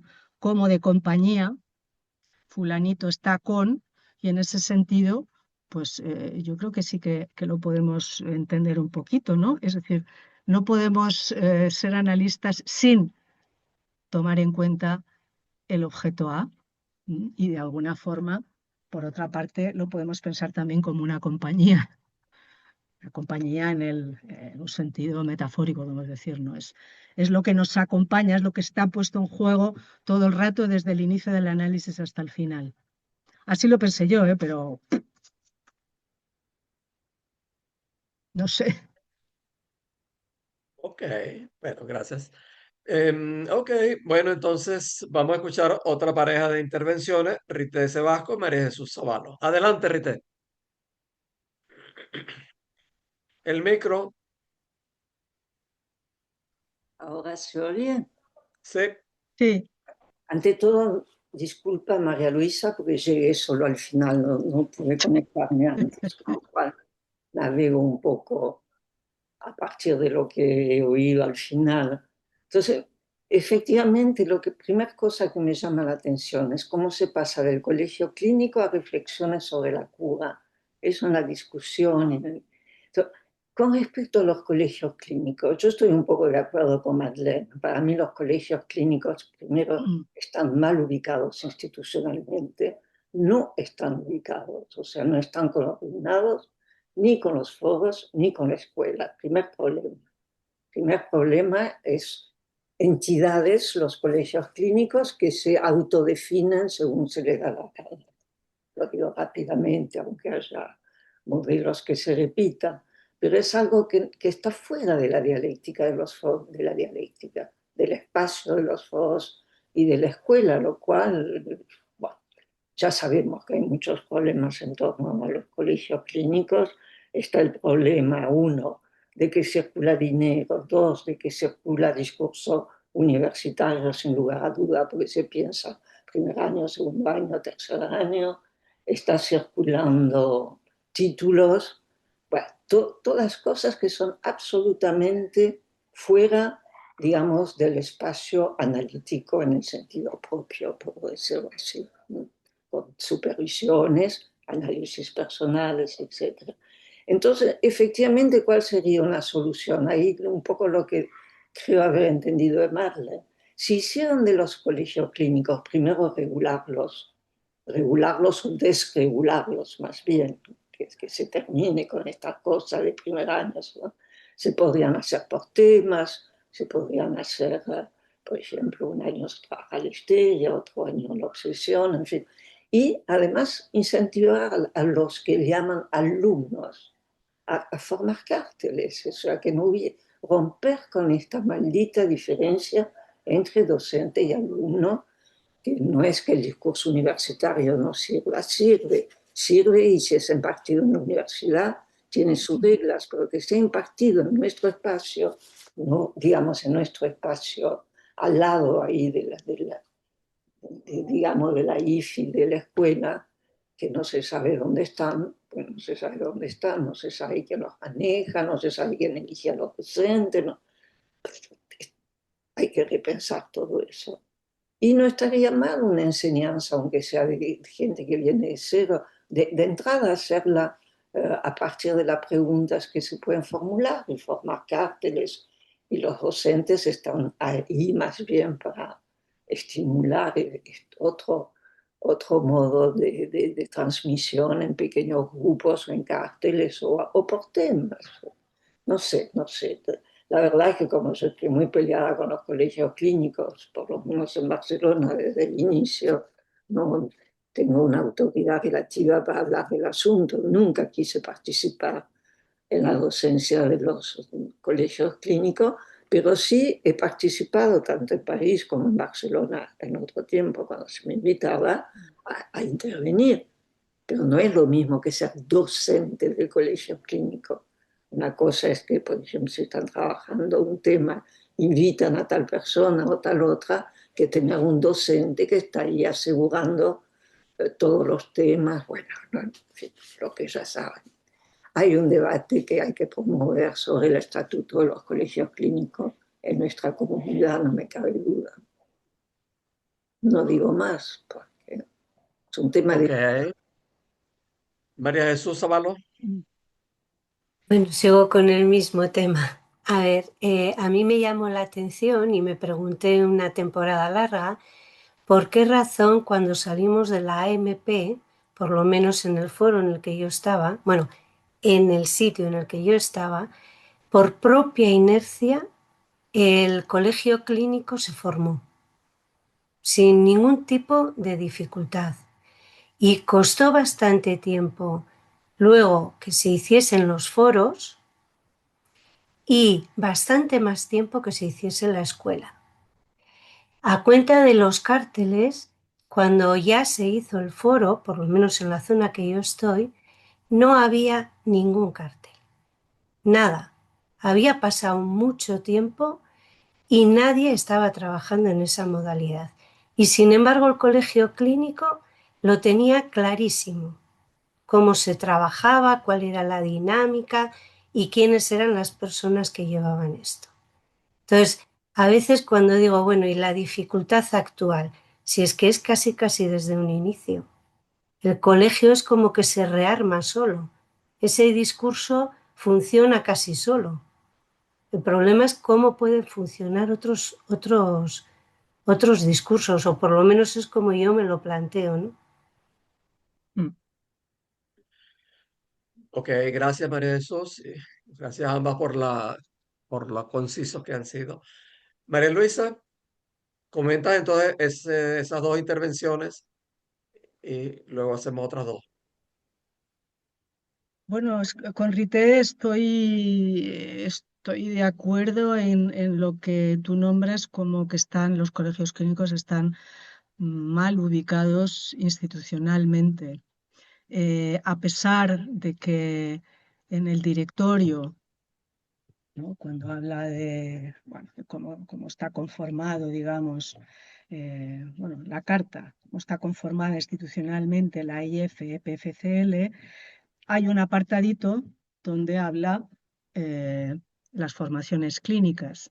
Entonces, lo único que se dice que yo recuerde es que tendría que haber una articulación, sería deseable que hubiera una articulación entre foros, escuela y colegios clínicos. Pero efectivamente nunca se abre ese melón, como se dice. Es realmente difícil. Bueno, a las pruebas me remito, no, y me repito también, no se habla de esto, no es un motivo de reuniones entre colegas, de reuniones de debatir, de discusión, no, esto no se incluye, no se incluye. Y bueno, yo personalmente, desde hace muchos años, me, me he interesado en, aunque sea solamente a nivel de la información, que la información circule, es decir, que todas las personas que se acercan al colegio de psicoanálisis tengan acceso a una información relativa a las actividades que se hacen en el foro, que se hacen en la escuela, que tengan la puerta abierta. Bueno, no quiero entrar mucho en esto porque yo me vi muy implicada en un lío que hubo en un lío, no, en una crisis que tuvimos en España y yo me intervine mucho al respecto, entonces, porque había como una especie se quería hacer una división artificial entre miembros de escuela y miembros de foro, no porque no haya diferencias, que las hay, sino porque eh, se hablaba de que esas diferencias tendrían que verse reflejadas, por ejemplo, en que los miembros de los foros, solo de los foros, no tuvieran acceso a depende de qué espacios de enseñanza de la escuela. Llegó hasta ese punto la cuestión. O sea, entonces, bueno, yo creo que sí, que una deuda que tenemos, poder abordar esa cuestión. Y bueno, lo que tú dices, María Jesús, es que en Madrid ocurre algo muy parecido.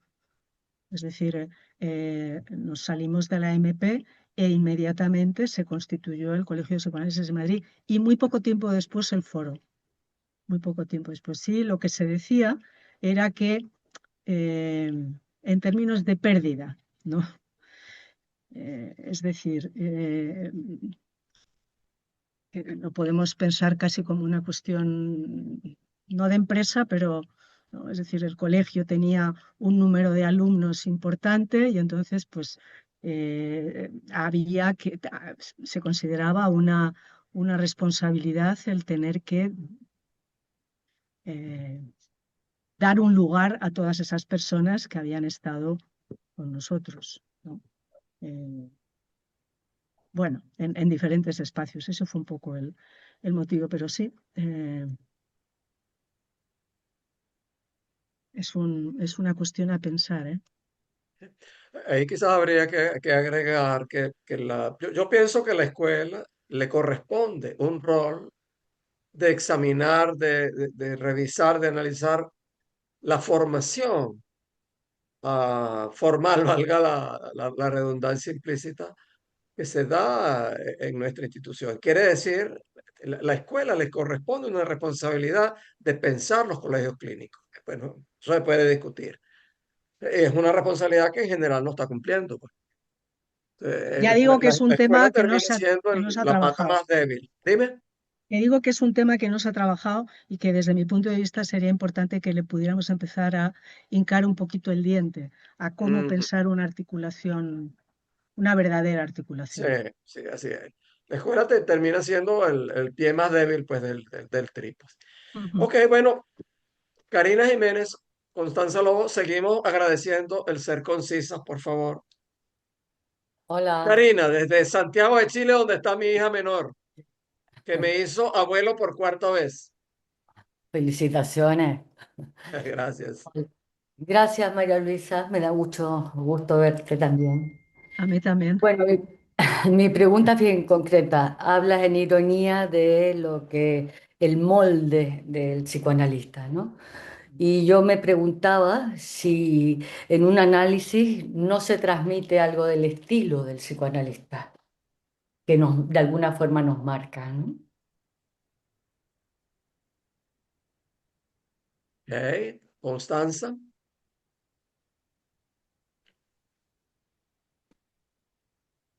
María Luisa, bueno, muchas gracias. Voy a intentar ser cortita. En realidad, he levantado la mano para hacerte una pregunta, pero agrego antes algo de este debate que se viene armando en torno a los colegios clínicos. Se me ocurría que un punto fundamental, tal vez, no sé, comparto, es em, que se acentúe esa posición trabajadora responsable de cada uno, y no como una posición pasiva del alumno, ¿no? Si los pensamos a los cárteles, cada uno se hace cargo de una pregunta, y de trabajar con otros eso. Más allá de la estructura del cártel, en el colegio clínico, como acentuar algo, ¿no? De la invitación a- al trabajo de cada uno, y no a esa posición pasiva. Bueno, es una idea nada más.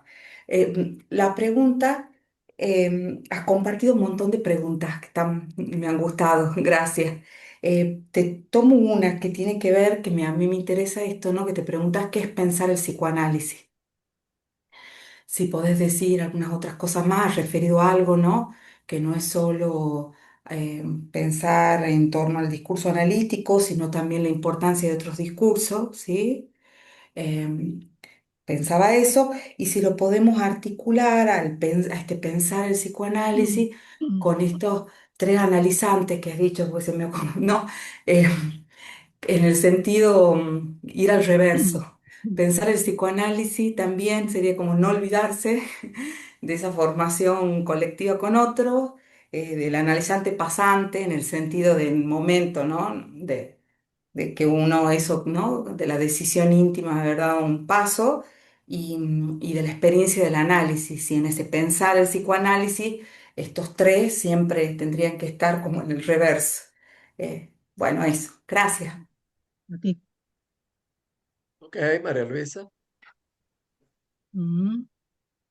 Em, bueno, Karina, em, la pregunta tuya sería si el estilo del psicoanalista sería algo que moldea. ¿No abre el micro? Sí, hay algo del estilo. No precisamente que moldea, pero sí se transmite y sí creo que produce marcas. No los, eso es lo. Mm. Mm. En ese artículo al que ha hecho referencia Pedro Pablo, que sobre el saber hacer del psicoanalista, planteo algo de esta cuestión del estilo del analista. eh,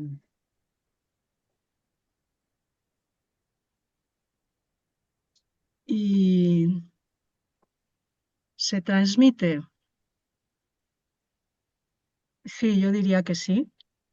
Yo diría que sí. Sea por unas cosas o por otras. Eh, Hay analistas cuyo estilo en la cura, lo digo personalmente por uno de los análisis que yo hice, ¿vale?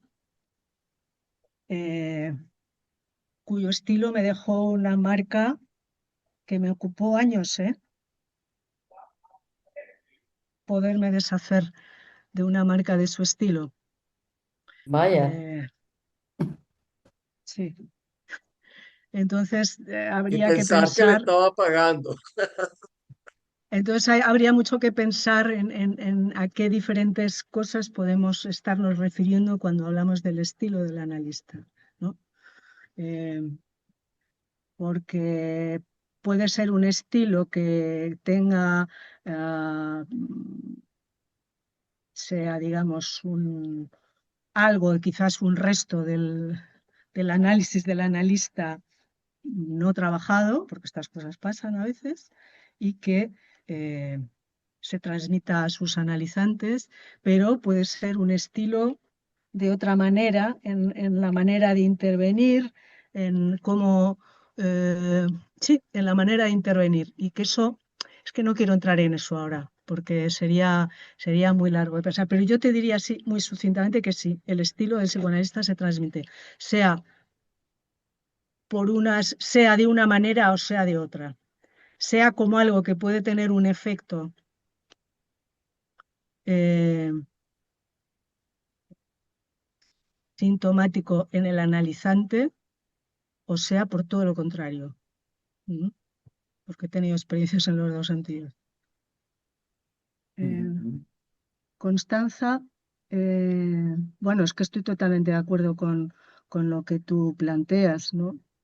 Sí, no, no, o sea, creo que hay que acentuar, como tú lo dices, la posición de cada uno en relación a aquello en lo que se quiere comprometer para, ¿no? En relación al psicoanálisis, sí, eh, totalmente de acuerdo.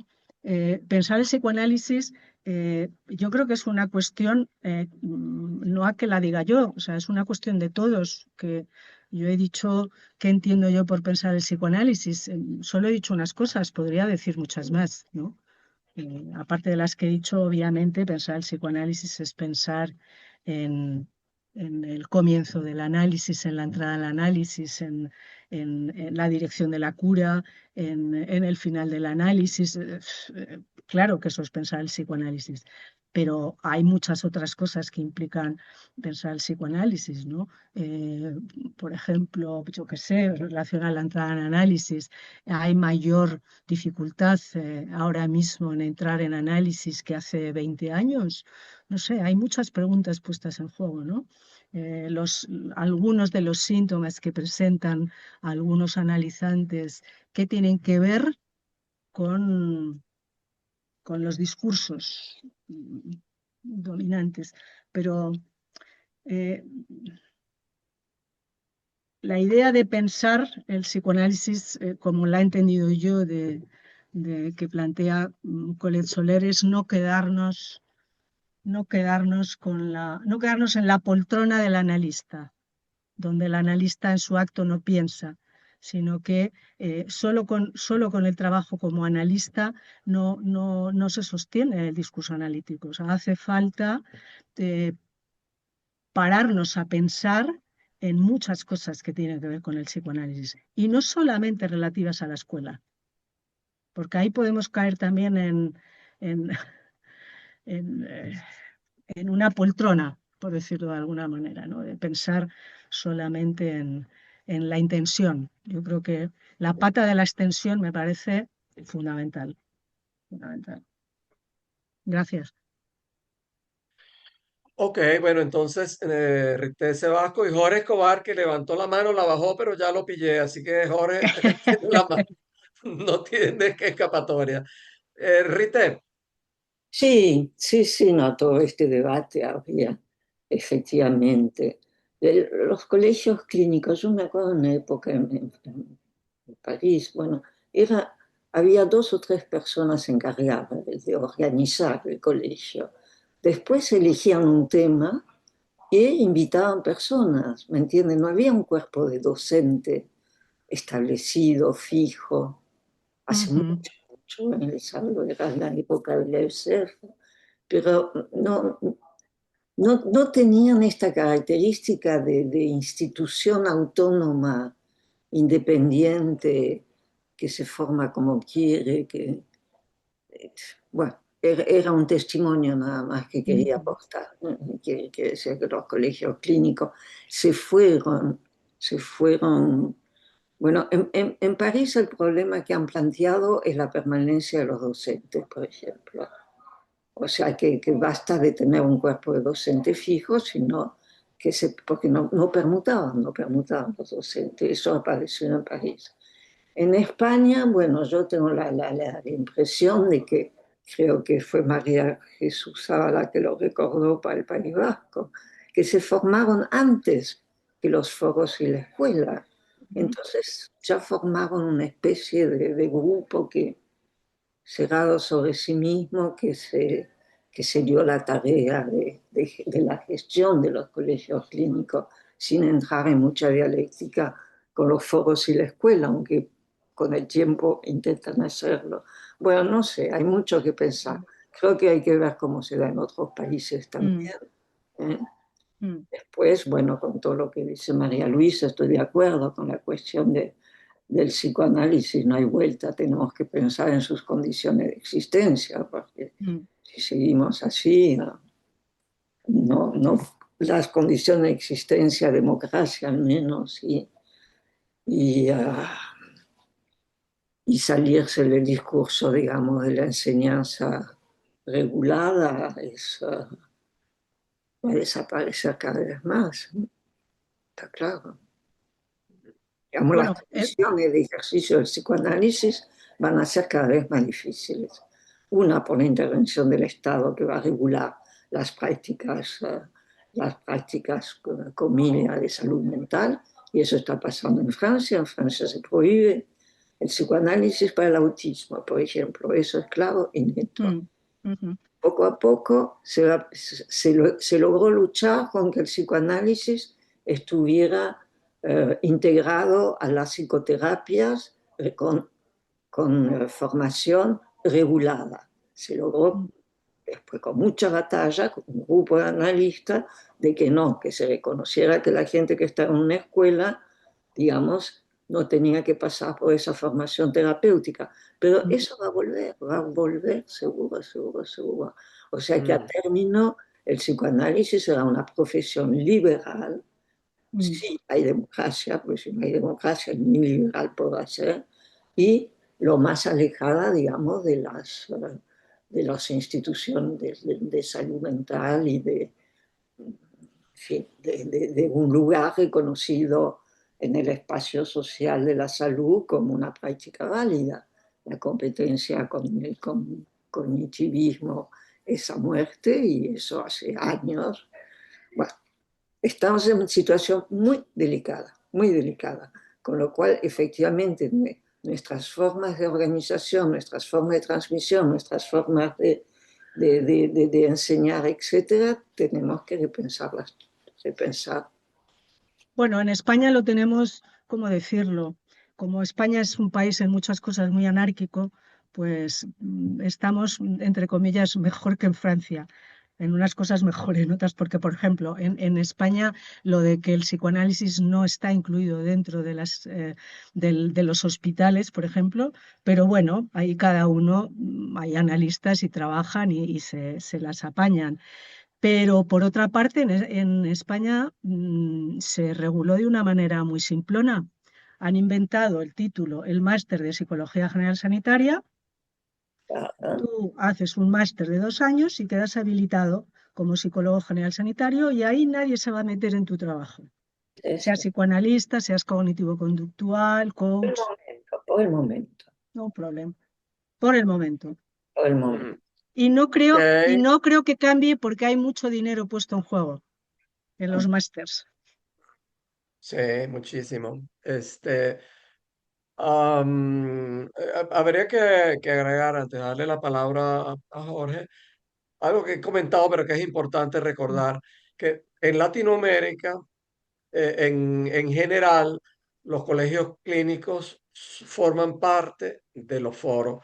esto en buena medida matiza pues la situación que hay en España, que la conozco mucho más, y la que hay en Francia, en que los colegios clínicos son independientes de la escuela y de los foros y hacen pues lo que quieren. Y bueno, en fin, en España también lo he dicho, pues hay colegios clínicos muy pequeños donde prácticamente es la misma gente que el foro, hasta uno que es muy grande y que determina la vida del foro. Pues eso lo digo aquí, donde sea, pues. Bueno, Jorge Escobar, adelante, Jorge. Bueno, me disculpo porque no sé, pero no pude activar la cámara, María Luisa. Bueno, no pasa nada. Muchas gracias por tu texto. Ujú, Eh, Sitúas a partir de Colette los tres tiempos del analizante. ujú, Y obviamente son tiempos distintos, porque el primer tiempo, el tiempo del analizante en la experiencia, él piensa a partir de su propio inconsciente, mientras que el analizante que va al dispositivo del pase piensa a partir de lo producido en su cura. Es decir, podemos decir que piensa a partir del objeto A que resultó en la cura. Y digamos que el piensa, el psicoanálisis, implica otro nivel. Volver por todos estos tiempos de la experiencia, pensar la teoría, pensar la enseñanza, pensar la formación. Pero me parece que en esos dos tiempos iniciales, en el de el primer analizante y el segundo, es donde efectivamente algo del acto analítico aparece. Y lo que ujú, más complejo me parece a mí es, digamos, si por estar en una institución lacaniana, la pregunta por el acto está resuelta. Y creo que no, mm, porque de alguna manera toda la institución analítica hasta antes de Lacan se pensó para evitar la pregunta sobre el acto. Y fue lo que Lacan nos introdujo. Pero eso no asegura, por estar en una institución con la égida de lacaniana, asegurar la presencia del acto. Porque en los años de la experiencia yo me voy dando cuenta, por el trabajo con los otros, por los analizantes que recibo, que se han aventurado inclusive en la clínica, y es que muchos se precipitan a autorizarse como analistas para no encargarse del horror de saber que hay que transitar.